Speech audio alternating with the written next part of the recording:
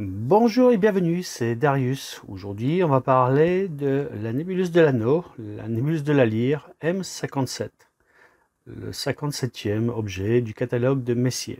Et ça, juste après le générique.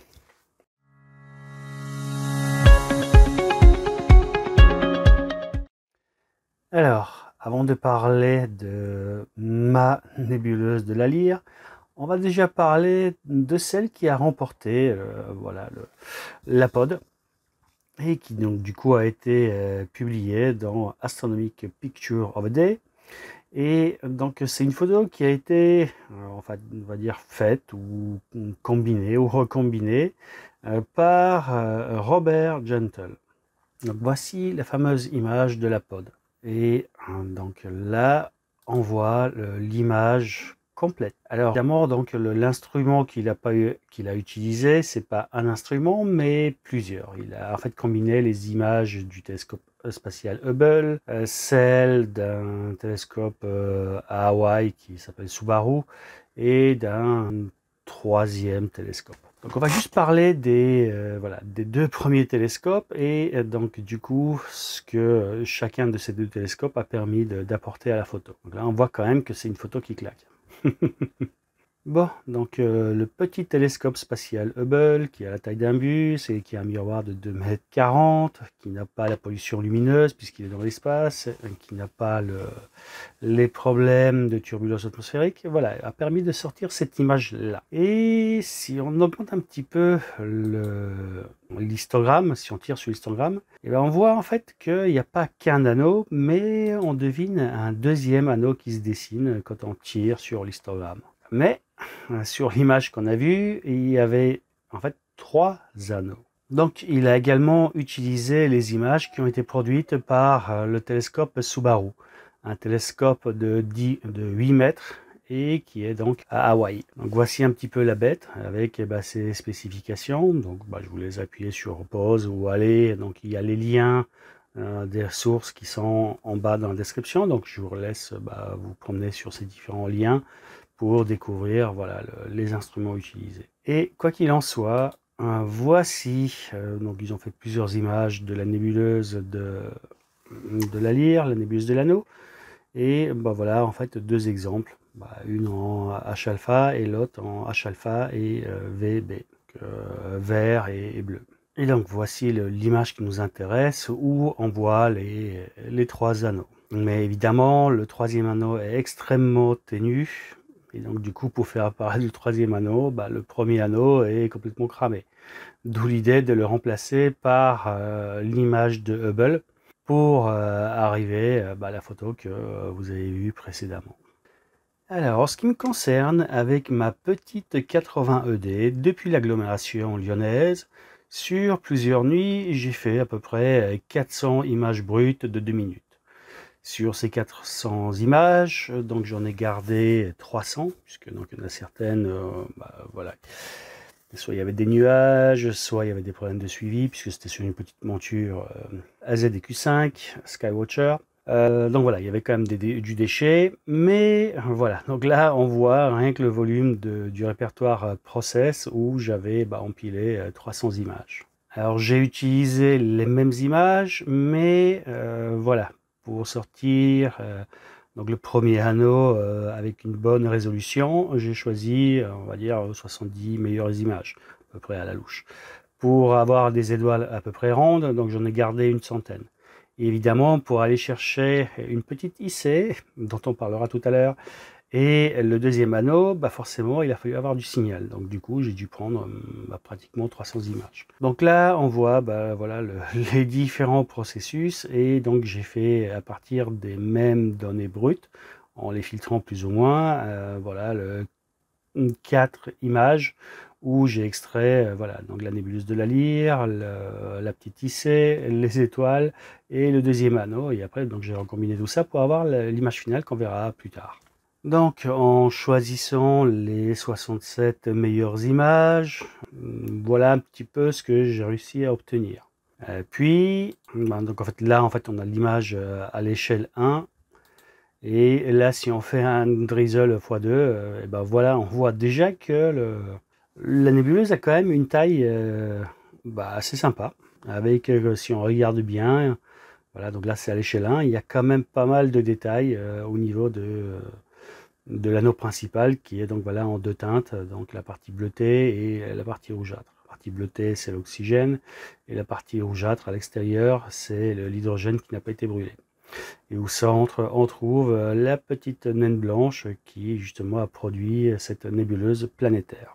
En empilant un peu moins d'une centaine d'images, donc là du coup ça m'a permis d'avoir des étoiles à peu près rondes. Et donc je les ai retravaillées pour avoir des étoiles voilà, qui sont pas saturées, qui ont de belles couleurs. Et petite nouveauté par rapport à certaines de mes images, par le passé, ça m'arrivait d'avoir des étoiles vertes. Entre temps, j'ai fait des progrès, donc du coup, j'avais des étoiles bleues, jaunes, rouges. Et parfois, j'avais des petites étoiles violettes. Donc là, voilà, sur cette image-là, on voit qu'il y avait des étoiles violettes. Et elles ont retrouvé une couleur un peu plus neutre. C'est juste pour dire que voilà, à chaque image, j'arrive à m'améliorer un petit peu. Donc la bonne surprise sur les images, enfin sur le stack, alors que donc sur les images unitaires, on ne le voyait pas du tout, et ben, il y a une petite galaxie qui est apparue. Donc c'est la petite IC qui est ici en bas de l'image.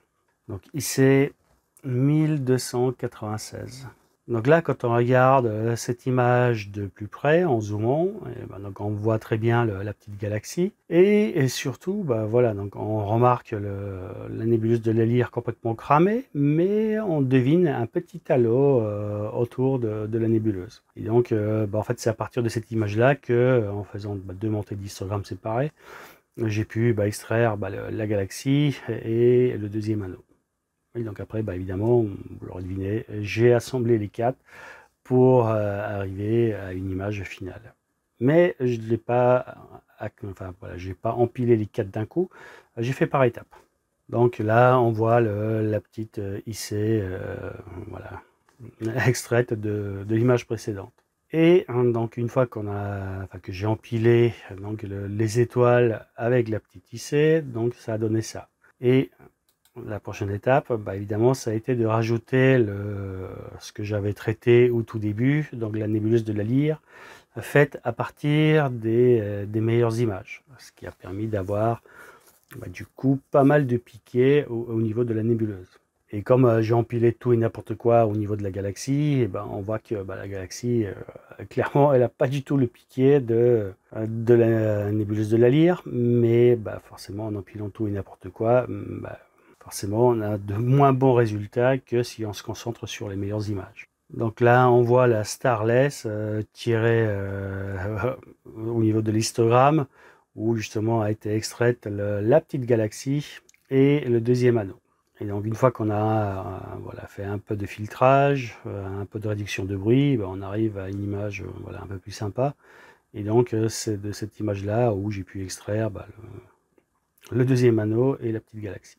Et c'est en combinant voilà, ces quatre images, donc la nébuleuse de la Lyre, les étoiles, le deuxième anneau et la petite galaxie IC, qu'on arrive à cette photo recomposée. Alors, petite parenthèse pour ceux qui disent, voilà, c'est de la triche, blablabla.